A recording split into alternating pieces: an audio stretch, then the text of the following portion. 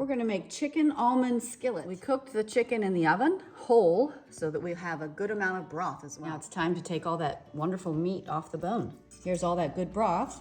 Be very careful to do this by hand so that you can separate all the bones, even little tiny ones like this, out. We stored the first round of broth and now we're creating a second round of broth with all of the scraps. So without rinsing the pot from the first round of broth, we just added fresh water and all the scraps.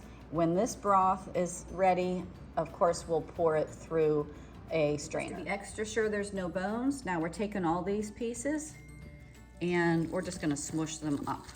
Okay, and I can feel, yeah, this is why we do it twice, because there's a bone right there, smaller one, and look, there's another one.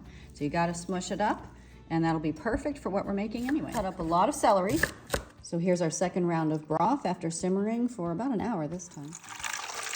Okay, we are using the same pan as the broth still, and we're putting in butter so we can saute all of this celery. Slice some mushrooms in the meantime.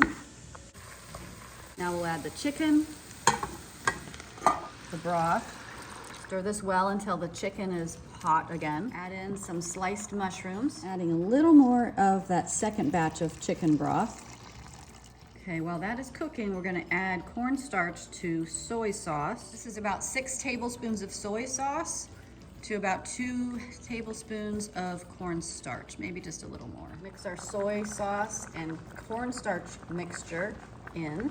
And right at the end, you can add sliced almonds, or I'm going to be chopping these, and it gives the chicken almond skillet that nutty flavor and also a good crunch texture. So here's chicken almond skillet over rice with almonds.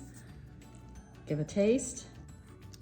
Wow, it's simple and easy, but I love it.